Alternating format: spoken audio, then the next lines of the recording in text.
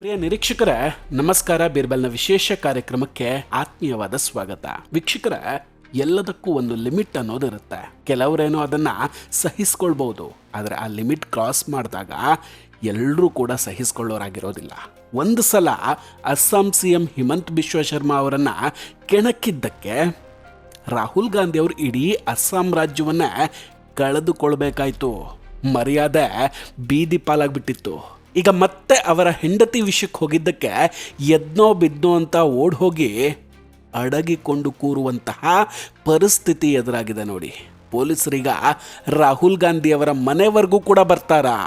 ಏನಿದ್ ಕಹಾನಿ? ಹಿಮಂತ್ ಬಿಶ್ವ ಶರ್ಮಾ ಅವರ ಹೆಂಡತಿ ವಿಷಯ ಯಾಕೆ ಬಂತಿಲ್ಲಿ? ಎಲ್ಲವನ್ನು ಕೂಡ ಡಿಟೇಲಾಗಿ ಮಾತಾಡ್ತಾ ಹೋಗ್ತೀನಿ. ವಿಡಿಯೋವನ್ನು ಕೊನೆವರೆಗೂ ಮಿಸ್ ಮಾಡದೆ ನೋಡಿ. ಇನ್ನೂ ಕೂಡ ನಮ್ಮ ಬೀರ್ಬಲ್ ಚಾನಲನ್ನು ಸಬ್ಸ್ಕ್ರೈಬ್ ಮಾಡಿಲ್ಲ ಅಂದರೆ ಈ ಕೂಡಲೇ ಸಬ್ಸ್ಕ್ರೈಬ್ ಮಾಡಿ ಹಾಗೂ ಬೆಲ್ ಐಕಾನನ್ನು ಕ್ಲಿಕ್ ಮಾಡಿ. ವೀಕ್ಷಕರ, ರಾಜಕೀಯ ಅಂದಮೇಲೆ ಆರೋಪಗಳು ಪ್ರತ್ಯಾರೋಪಗಳು ಹೊಸದೇನಲ್ಲ, ಆದರೆ ಅದು ಒಂದು ಲೆವೆಲ್ಲಿಗಿರಬೇಕು. ನಮ್ಮ ಇತಿಹಾಸವೇ ಹೇಳುತ್ತೆ, ಮಹಾಭಾರತ ಹಾಗೂ ರಾಮಾಯಣ ನಡೆಯೋಕ್ಕೆ ಕಾರಣವೇ ಹೆಣ್ಣಿನ ತಂಟೆಗೆ ಹೋಗಿದ್ದು ಅಂತ. ಆದರೆ ಕಾಂಗ್ರೆಸ್ ನಾಯಕ ಪಾಪ ಅದೆಲ್ಲ ಎಲ್ಲಿ ಓದಿರ್ತಾರೆ?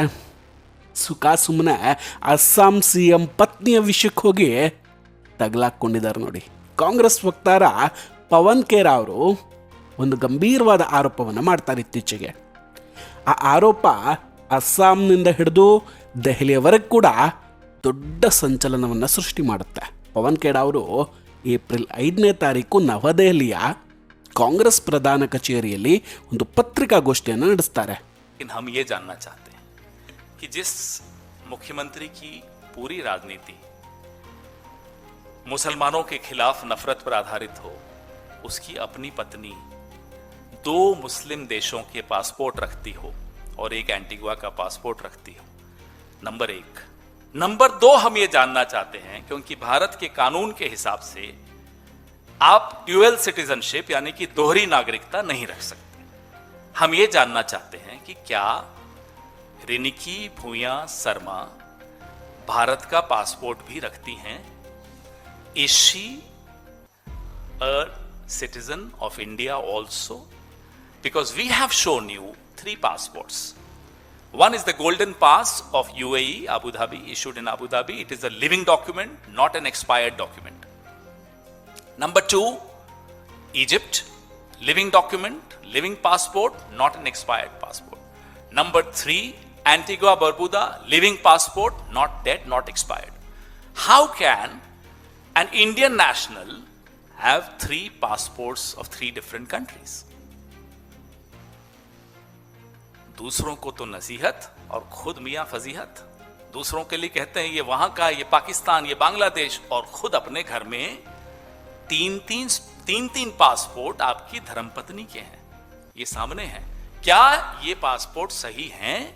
ये अब इन्हें बताना है. ಅಲ್ಲಿ ಪವನ್ ಖೇರಾ ಅವರು ಕೆಲವೊಂದಷ್ಟು ದಾಖಲೆಗಳನ್ನು ತೋರಿಸ್ತಾ ಅಸ್ಸಾಂ CM ಹಿಮಂತ್ ಬಿಶ್ವ ಶರ್ಮಾ ಅವರ ಪತ್ನಿ ರಿಂಕಿ ಬುಯಾನ್ ಶರ್ಮಾ ಅವರ ವಿರುದ್ಧ ಅತ್ಯಂತ ಗಂಭೀರವಾದಂತಹ ಆರೋಪಗಳನ್ನು ಮಾಡ್ತಾರೆ. ಖೇಡಾ ಅವರ ಪ್ರಕಾರ ರಿಂಕಿ ಬುಯಾನ್ ಶರ್ಮಾ ಅವರು ಎಟ್ ಎ ಟೈಮ್ 3 ಬೇರೆ ಬೇರೆ ದೇಶಗಳ ಪಾಸ್ಪೋರ್ಟ್ಗಳನ್ನು ಹೊಂದಿದ್ದಾರೆ. ಜೊತೆಗೆ ಆ 3 ದೇಶಗಳ ಹೆಸರನ್ನು ಕೂಡ ಅವರು ಹೇಳ್ತಾರೆ. ಅಲ್ಲಿ ಈಜಿಪ್ಟು, ಯುನೈಟೆಡ್ ಅರಬ್ ಎಮಿರೇಟ್ಸ್, ಆಂಟಿಗೋವಾ ಮತ್ತು ಬಾರ್ಬುಡಾ. ಭಾರತೀಯ ಪೌರತ್ವ ಕಾಯ್ದೆಯ ಪ್ರಕಾರ ಒಬ್ಬ ವ್ಯಕ್ತಿಯು ಭಾರತದ ಪ್ರಜೆಯಾಗಿದ್ದುಕೊಂಡು ಇತರ ದೇಶಗಳ ಪೌರತ್ವ ಅಥವಾ ಪಾಸ್ಪೋರ್ಟ್ ಹೊಂದೋದು ಕಾನೂನು ಬಾಹಿರ ಆಗುತ್ತೆ. ಪವನ್ ಖೇಡಾ ಅವರು ಇದನ್ನೇ ಪ್ರಮುಖವಾಗಿ ಪ್ರಸ್ತಾಪಿಸಿ ಇದು ನೇರವಾಗಿ ಭಾರತೀಯ ಕಾನೂನಿನ ಉಲ್ಲಂಘನೆ ಅಂತ ಆರೋಪವನ್ನು ಮಾಡ್ತಾರೆ. ಇದು ಕೇವಲ ಪಾಸ್ಪೋರ್ಟ್ಗೆ ಮಾತ್ರ ಸೀಮಿತ ಆಗಿರಲಿಲ್ಲ ನೋಡಿ. ಅಸ್ಸಾಂನಲ್ಲೀಗ ವಿಧಾನಸಭಾ ಚುನಾವಣೆಗಳು ನಡೀತಾ ಇದೆ. ಈ ಟೈಮಲ್ಲಿ ಎಲ್ಲ ಅಭ್ಯರ್ಥಿಗಳು ಕೂಡ ತಮ್ಮ ನಾಮಪತ್ರದ ಜೊತೆಗೆ ಅಫಿಡವಿಟ್ ಕೂಡ ಸಲ್ಲಿಸಬೇಕು. ಇದು ಕಡ್ಡಾಯ.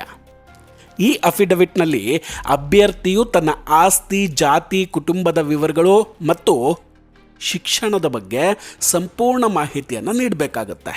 ಪವನ್ ಖೇಡಾ ಅವರು ಇಲ್ಲಿ ಮತ್ತೊಂದು ಗಂಭೀರವಾದ ಆರೋಪವನ್ನು ಮಾಡ್ತಾರೆ. ಅಸ್ಸಾಂ CM ಹಿಮಂತ್ ಬಿಶ್ವ ಶರ್ಮಾ ಅವರು ತಮ್ಮ ಚುನಾವಣಾ ಅಫಿಡವಿಟ್ನಲ್ಲಿ ತಮ್ಮ ಸಂಪೂರ್ಣ ಆಸ್ತಿಯ ಡೀಟೇಲ್ಸನ್ನು ಕೊಟ್ಟಿಲ್ಲ ಅಂತ. ವಿಶೇಷವಾಗಿ ದುಬೈನಲ್ಲಿ ಮುಖ್ಯಮಂತ್ರಿಯವರಿಗೆ ಇರುವಂತಹ ಆಸ್ತಿಯ ಬಗ್ಗೆ ಅವರು ಈ ಅಫಿಡವಿಟ್ನಲ್ಲಿ ಉಲ್ಲೇಖ ಮಾಡಿಲ್ಲ ಅನ್ನೋದು ಕಾಂಗ್ರೆಸ್ನ ಪ್ರಮುಖವಾದ ಕೂಡ ಆಗಿತ್ತು. ಈ ವಿಷಯದಲ್ಲಿ ತನಿಖೆ ಆಗಬೇಕು, ಜೊತೆ ಕಠಿಣವಾದಂತಹ ಕ್ರಮವನ್ನು ತೆಗೆದುಕೊಳ್ಬೇಕು ಅಂತ ಪವನ್ ಖೇಡಾ ಅವರು ಒತ್ತಾಯ ಕೂಡ ಮಾಡ್ತಾರೆ. ಇಲ್ಲಿಂದ ಶುರುವಾಯಿತು ನೋಡಿ ಅಸಲಿ ಆಟ. ಪಾಪ ಕಾಂಗ್ರೆಸ್ ನಾಯಕ ಈ ಹಿಮಂತ್ ಬಿಶ್ವ ಶರ್ಮಾ ಅವರು ಕೂಡ ಮೋದಿಜಿಯ ಹಾಗೆ ಶಾಂತ ಸ್ವಭಾವದವರು, ವಿಷಕಂಠನಂಗೆ ಅಂತ ಅಂದ್ಕೊಂಡ್ಬಿಟ್ಟಿದ್ರು. ಏನು ಮಾತಾಡಿದ್ರು ಸುಮ್ಮನಿರ್ತಾರೆ ಅಂತ ಭಾವಿಸಿರ್ತಾರೆ. ಮೋದಿಜಿಯ ತಾಯಿ ಬಗ್ಗೆ ಮಾತಾಡಿದಾಗ, ಯೋಗಿಜಿಯ ತಾಯಿ ಬಗ್ಗೆ ಕೆಟ್ಟದಾಗ ಮಾತಾಡಿದಾಗ, ಎಪ್ಸ್ಟೀನ್ ಫೈಲ್ ಅಂತ ಒಂದಷ್ಟು ದಿನ ಕತೆ ಹೊಡೆದಾಗ ಹೇಗೆ ಸೈಲೆಂಟ್ ಆಗಿದ್ರೋ ಹಾಗೆ ಇವರು ಕೂಡ ಸುಮ್ಮನಿರ್ತಾರೆ ಅಂತಲೇ ಅಂದ್ಕೊಂಡಿದ್ರು. ಈ ಸಲ ಅಸ್ಸಾಂ ಎಲೆಕ್ಷನ್ ಅಲ್ವಾ, ಸೊ ಅಸ್ಸಾಂ ಸಿ ಎಂ ಅವರನ್ನು ಟಾರ್ಗೆಟ್ ಮಾಡಿ ಒಂದಷ್ಟು ಫೇಕ್ ದಾಖಲೆಗಳನ್ನು ಮಾಡಿಕೊಳ್ತಾರೆ. ಅಸ್ಸಾಂ ಸಿ ಎಂ ಪತ್ನಿಯವರಿಗೆ 3 ದೇಶದ ಪೌರತ್ವ ಇದೆ ಅಂತ ಪ್ರೆಸ್ ಮೀಟ್ ಮಾಡಿ ಹೇಳ್ತಾರೆ. ಜೊತೆಗೆ ಸಿ ಎಂ ಅವರ ಆಸ್ತಿಯ ಬಗ್ಗೆ ಕೂಡ ಒಂದಷ್ಟು ಆರೋಪವನ್ನು ಮಾಡ್ತಾರೆ. ಕಾಂಗ್ರೆಸ್ ಪಕ್ಷದ ಮೀಡಿಯಾ ಆ್ಯಂಡ್ ಪಬ್ಲಿಸಿಟಿ ಡಿಪಾರ್ಟ್ಮೆಂಟ್ನ ಚೇರ್ಪರ್ಸನ್ ಆಗಿರುವಂತಹ ಪವನ್ ಖೇಡಾಗೆ ಇದೆಲ್ಲ ಅದು ಯಾರು ಹೇಳ್ಕೊಟ್ರೋ ಏನೋ ತಗಲಾಕೊಂಡೇ ಬಿಟ್ರು ನೋಡಿ.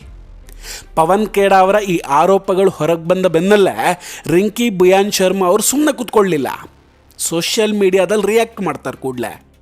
ಅಫ್ಕೋರ್ಸ್ ತಪ್ಪೇ ಮಾಡದಿದ್ದಾಗ ಯಾರು ಸುಮ್ಮನಿರ್ತಾರೆ ಹೇಳಿ. ಒಂದು ರಾಷ್ಟ್ರೀಯ ಪಕ್ಷದ ವಕ್ತಾರರಾಗಿ ಇಂತಹ ದಾರಿ ತಪ್ಪಿಸುವ ಮತ್ತು ಯಾವುದೇ ಸಾಕ್ಷಿಗಳಿಲ್ಲದಂತಹ ಆಧಾರ ರಹಿತ ಮಾಹಿತಿಯನ್ನು ಹರಡೋದು ಅತ್ಯಂತ ದುರದೃಷ್ಟಕರ ಸಂಗತಿ ಅಂತ ಹೇಳ್ತಾರೆ. ಜೊತೆಗೆ ಪವನ್ ಖೇಡಾ ಅವರು ಮಾಧ್ಯಮಗಳ ಮುಂದೆ ತೋರಿಸಿದಂತಹ ಪಾಸ್ಪೋರ್ಟ್ ದಾಖಲೆಗಳು ಕಂಪ್ಲೀಟಾಗಿ ಸುಳ್ಳಿದು, ಇದನ್ನು ಎಡಿಟ್ ಮಾಡಿದ್ದು ಅಂತ ಸ್ಪಷ್ಟವಾಗಿ ಹೇಳ್ತಾರೆ. ಇಲ್ಲೊಂದು ಮಜಾ ಇದೆ ನೋಡಿ. ರಾಹುಲ್ ಗಾಂಧಿ ಅವರು ವೋಟ್ ಚೋರಿ ಬಗ್ಗೆ ಮಾತಾಡಿದ್ರು, ಆದರೆ ಪ್ರಕರಣದ ಸಲುವಾಗಿ ಕೋರ್ಟ್ ಮೆಟ್ಟಿಲಿರೋದಿಲ್ಲ. ಯಾಕೆ? ಇಲ್ಲೂ ಹಾಗೆ. ಈ ದಾಖಲೆಗಳು ನಿಜವೇ ಆಗಿದ್ರೆ ಪವನ್ ಖೇಡಾ ಅವರು ಈ ರೀತಿ ಪ್ರೆಸ್ ಮೀಟ್ ಮಾಡಿ ಹೇಳೋದೇನಿದೆ, ಡೈರೆಕ್ಟಾಗಿ ನ್ಯಾಯಾಲಯಕ್ಕೆ ತಗೊಂಡು ಹೋಗ್ಬೋದಿತ್ತು. ಆದರೆ ಅವರು ಆ ಕೆಲಸ ಮಾಡೋದಿಲ್ಲ. ಯಾಕಂದರೆ ಅವರ ಕೈಯಲ್ಲಿದ್ದಿದ್ದು ಫೇಕ್ ಡಾಕ್ಯುಮೆಂಟ್ಸ್. ಆದರೆ ಈ ವಿಷಯದಲ್ಲಿ ಸಿ ಎಂ ಪತ್ನಿ ಸುಮ್ಮನಾಗೋದಿಲ್ಲ.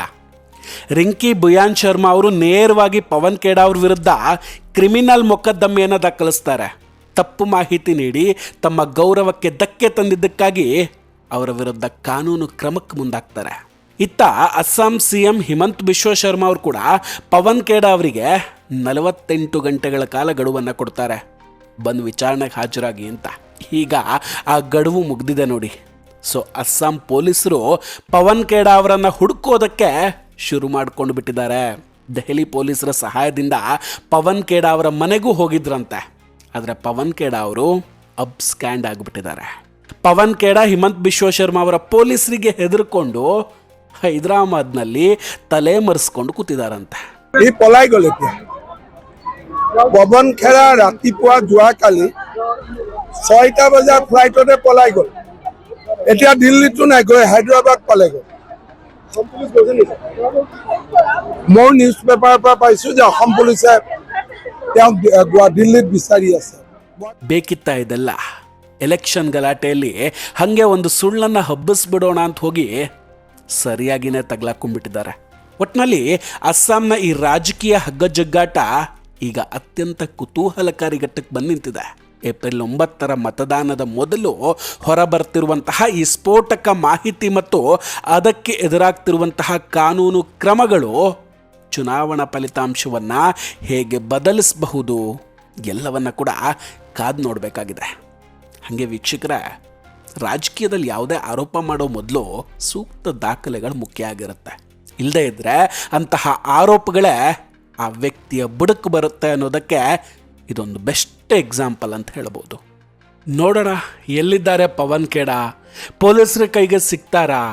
ಅಲ್ಲದೆ ಪಕ್ಷದ ವಕ್ತಾರರಾಗಿ ಕೊಟ್ಟ ಹೇಳಿಕೆಯಿಂದ ಇದು ರಾಹುಲ್ ಗಾಂಧಿ ಅವರಿಗೂ ಕೂಡ ಕಂಟಕ ಆಗುತ್ತಾ? ಅವ್ರ ಮನೆಗೂ ಪೊಲೀಸರು ಹೋಗ್ತಾರಾ? ಇದೆಲ್ಲವನ್ನ ಕಾದು ನೋಡಬೇಕಾಗಿದೆ. ಎಲ್ಲಿವರೆಗೆ ಹೋಗಿ ನಿಲ್ಲುತ್ತೆ ಕೇಸು ಅನ್ನೋದೇ ಈಗ ಎಲ್ರಿಗೂ ಇರುವಂತಹ ಕುತೂಹಲ ಆಗಿರೋದು. ಪವನ್ ಖೇಡಾ ಅವರ ಈ ಆರೋಪಗಳ ಬಗ್ಗೆ ನಿಮ್ಮ ಅಭಿಪ್ರಾಯ ಏನು? ಇದು ಕೇವಲ ರಾಜಕೀಯ ಪ್ರೇರಿತ ಆರೋಪವೇ ಅಥವಾ ಇದರಲ್ಲಿ ಏನಾದರೂ ಸತ್ಯ ಇದೆ ಅನಿಸುತ್ತಾ? ದಯವಿಟ್ಟು ಕಮೆಂಟ್ ಮಾಡಿ ತಿಳಿಸಿ. ನಾವು ಕೊಟ್ಟಂತಹ ಮಾಹಿತಿಗಳು ನಿಮಗಿಷ್ಟ ಆಗಿದ್ದರೆ ವಿಡಿಯೋವನ್ನು ಲೈಕ್ ಮಾಡಿ ಹಾಗೂ ಶೇರ್ ಮಾಡಿ. ಇನ್ನೂ ಕೂಡ ನಮ್ಮ ಬೀರ್ಬಲ್ ಚಾನಲನ್ನು ಸಬ್ಸ್ಕ್ರೈಬ್ ಮಾಡಿಲ್ಲ ಅಂದರೆ ಈ ಕೂಡಲೇ ಸಬ್ಸ್ಕ್ರೈಬ್ ಮಾಡಿ ಹಾಗೂ ಬೆಲ್ ಐಕಾನನ್ನು ಕ್ಲಿಕ್ ಮಾಡಿ. ನಮಸ್ಕಾರ, ಟೇಕ್ ಕೇರ್ ಆ್ಯಂಡ್ ಬಾಯ್ ಬಾಯ್. ಮತ್ತೆ ಭೇಟಿಯಾಗೋಣ. ಜೈ ಹಿಂದ್.